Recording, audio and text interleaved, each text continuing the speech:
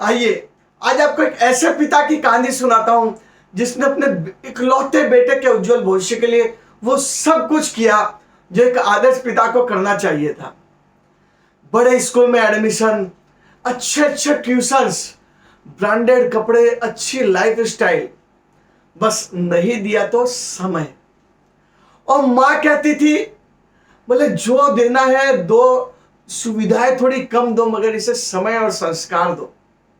और पिता को लग रहा था कि मैं इसके लिए सब कुछ कर रहा हूं। बेटा धीरे धीरे बड़ा होता गया, बहुत ही अच्छा पैकेज वाला जॉब और उसके साथ साथ रिस्पेक्ट, सब कुछ स्मूथली चल रहा था। माता पिता ने अच्छा संयुक्त परिवार, संस्कारित परिवार देख करके बेटे की शादी करवा दी। बहुत ही अच्छी बहू, सब कुछ अच्छे से चल रहा है। और शादी के 8-10 वर्ष के बाद अचानक बेटे को लगने लगा कि पापा मुझे हर बात में टोकते हैं। उन्हें समझ ही नहीं आता कि आज की परिस्थिति क्या, आज की लाइफ स्टाइल क्या है, बस टोकते रहते हैं, बैकवर्ड मेंटेलिटी के हो गए। धीरे धीरे अनबन बढ़ने लगी और फिर बेटे के सहन के बाहर हो गया।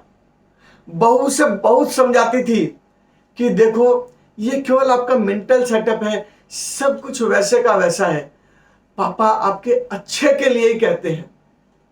मगर बेटा नहीं समझ रहा था और फाइनली उसने डिसीजन लिया कि मम्मी पापा के लिए एक अच्छा प्रीमियम अनाथालय बुक कराएगा। बहू के बहुत ना कहने के बाद भी बेटे ने मम्मी पापा के लिए एक अनाथालय में बुकिंग करवाई और मम्मी पापा को समझाया कि देखो प्रीमियम अनाथालय है और मैं यहाँ बहुत अच्छा डोनेशन भी देने वाला हूं, जिससे वहां आपका एक अलग ही सम्मान रहेगा। और इसके साथ साथ यहाँ जो भी फंक्शंस होंगे उसमें हम 10-20 हजार अलग से दिया करेंगे, तो आपको स्टेज भी मिलता रहेगा। लग्जरी लाइफ स्टाइल होगी पापा, आप लोग जो चाहेंगे सब मिलेगा। और एक पर्सनल केयर के लिए आया भी बुक कर दी है। और फिर बहू को समझाया कि देख मम्मी पापा भी मान गए, तू भी मान जा। अब मम्मी पापा का क्या माने या मानना पड़े, क्योंकि बेटे ने एक बार डिसीजन ले लिया है तो फिर उनके पास ऑप्शन भी क्या। अब मम्मी पापा को छोड़ने अनाथालय जा रहे, गाड़ी हाईवे पे चल रही है। अचानक मां ने गाड़ी रोकने को कहा। सामने एक चट्टान थी, मां वहां जाकर बैठकर रोने लगी और पिताजी वहां हाथ जोड़ करके उससे माफी मांग रहे हैं। बेटे बहुत 2-5 मिनट देखते रहे, उन्हें समझ में नहीं आया कि घर से निकल रहे थे, सब कुछ सेटल था, अचानक में क्या हो गया। और जब बेटे ने पिता से प्रश्न किया तो पिताजी कहते हैं, बेटा तू हमें अनाथालय छोड़ने जा रहा है इसलिए तेरी मां नहीं रो रही है, बल्कि तेरी मां उस दिन को याद कर रही है जब रोज रोज की खटपट से परेशान होकर मैं अपने माता पिता को अनाथालय छोड़ने जा रहा था।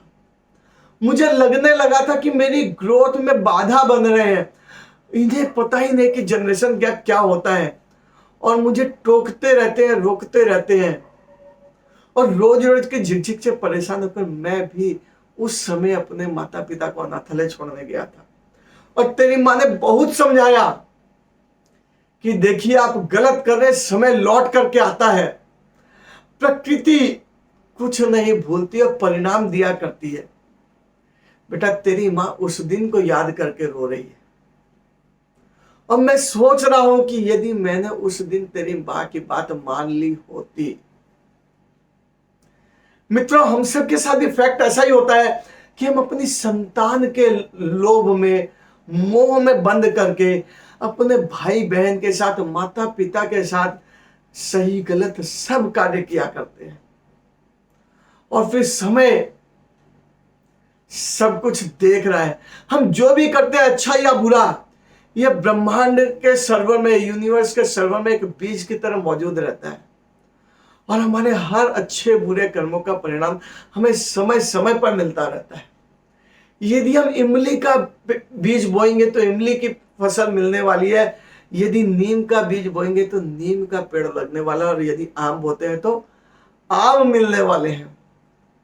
निश्चित हमें करना है कि हमें बोना क्या है, क्योंकि प्रकृति का एक अद्भुत नियम है, हम अच्छा बुरा जो करें, जब यूनिवर्स के सर्वर में सेव है तो वो परिणाम भी इसके अनुसार देता है।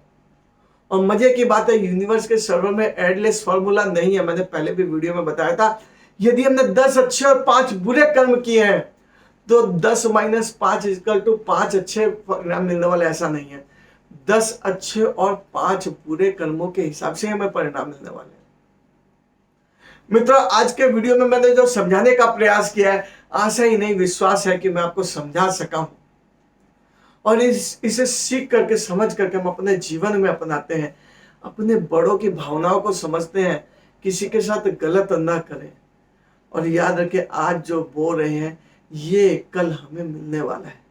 इस दृष्टि के साथ हमें जो सहन हो, हम जो कर सके वही हम दूसरों के साथ करें, तो ही हमारा जीवन सुख शांति समृद्धि के साथ बीत सकता है।